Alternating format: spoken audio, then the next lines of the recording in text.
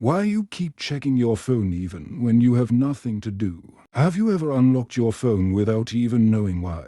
You check WhatsApp, nothing. You check Telegram, nothing. You open TikTok, scroll for a few seconds, then YouTube, and a few minutes later, you ask yourself, why did I even pick up my phone? If this sounds familiar, you're not simply lacking self-control. There is actually a fascinating explanation from behavioral psychology. Your brain may have learned a habit loop, and once you understand this loop, your phone-checking behavior starts to make much more sense. The habit loop. Behavioral psychology tells us that habits can develop when a behavior is repeatedly connected to particular cues. A simple model is, cue gives behavior gives reward. For example, you feel bored. That's the cue. You pick up your phone. That's the behavior. You receive a message, see an interesting video, or discover something new. That's the reward. The important part is that the reward doesn't have to happen every time. Sometimes you check your phone and there's nothing.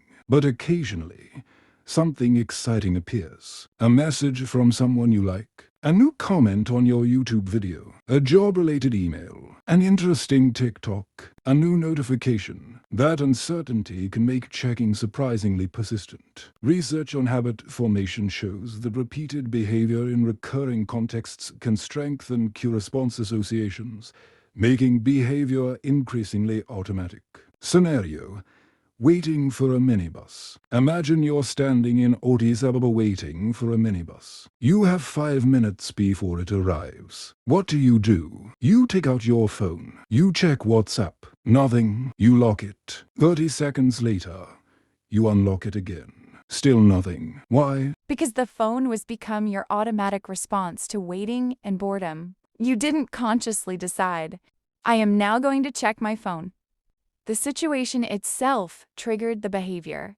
This is one reason habits can feel automatic. But why is the phone so powerful? There's another important psychological principle: variable reinforcement. When a behavior produces an unpredictable reward, the behavior can become very persistent. Think about checking your phone. You don't know what you'll find.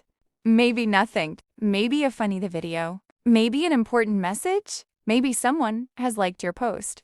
Maybe you've received good news. That uncertainty creates anticipation. So your brain keeps asking, what if something is there this time?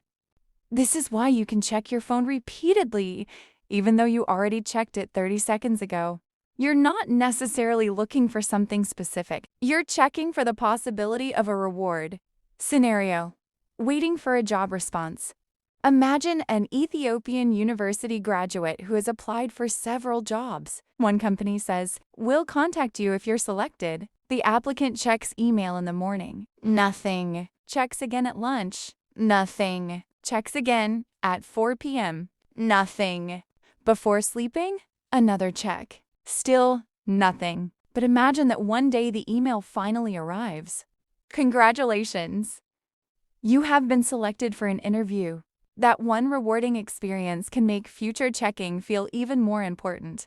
The behavior becomes uncertainty gives checking gives possible reward, and that cycle can be difficult to break. What about notifications? Here's where research becomes even more interesting. A study published in the Journal of Experimental Psychology found that cell phone notifications alone could disrupt performance on an attention-demanding task even when participants did not actually interact with their phones.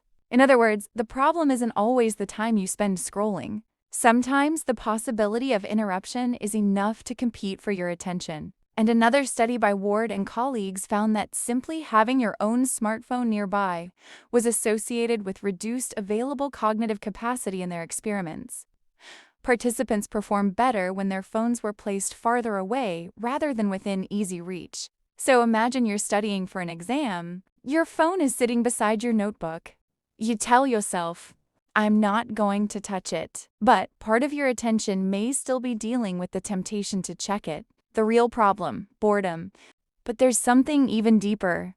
We have become extremely good at escaping boredom. Think about life before smartphones. If you were waiting for a friend, sitting outside your house, riding in a taxi, or waiting for a lecturer, you might simply sit there. You might think, observe people, daydream, or do absolutely nothing. Today, the moment boredom appears, phone. And this creates another behavioral cycle. Boredom, phone, stimulation, temporary relief. The more often you escape boredom immediately, the harder it can feel to simply sit with nothing happening. And that's important because boredom isn't necessarily the enemy. Sometimes boredom gives your mind space to think, reflect, plan, and recover from constant stimulation. So what can you do? The solution isn't necessarily to throw your phone away. Instead, change the behavior loop. First, identify your triggers. Ask yourself, when do I check my phone most? Is it when you're bored? When you're anxious? When you're waiting? When you're studying? Before sleeping? After receiving a notification? Once you identify the cue, you can change your response. Second, create friction. Don't keep your phone directly beside you when you need to concentrate. Put it inside your bag, across the room, or, if possible, in another room.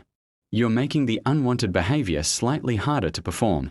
And the research on smartphone presence suggests that simply increasing physical distance can matter for cognitive performance. Third, turn off unnecessary notifications. Not every app needs permission to interrupt you. If a notification isn't important, turn it off. Remember, a notification is not an obligation. Fourth, practice boredom. This might sound strange, but deliberately allow yourself to experience a few minutes without stimulation. When you're waiting for a minibus, don't immediately reach for your phone. When you're drinking coffee, leave your phone aside. When you're walking somewhere safely, look around instead of scrolling. You're giving your brain an opportunity to learn. I don't have to escape every moment of boredom. Finally, use the 5-second question. The next time your hand reaches for your phone, pause. Ask yourself, what exactly am I checking? If you have a clear answer, check it. If you don't, put the phone down. That tiny pause can interrupt the automatic habit. Final thought. Your phone isn't necessarily your enemy. It's an incredibly useful tool. The problem begins when you stop choosing to use it and start using it automatically. So the next time you unlock your phone for no obvious reason, don't immediately blame yourself. Ask, what triggered me? Maybe it was boredom. Maybe anxiety. Maybe habit. Maybe the expectation of a reward. And remember, you don't need to control your phone every second. You simply need to regain control over the moments when your brain reaches for it automatically. Because sometimes nothing is happening on your phone, but something is happening in your brain.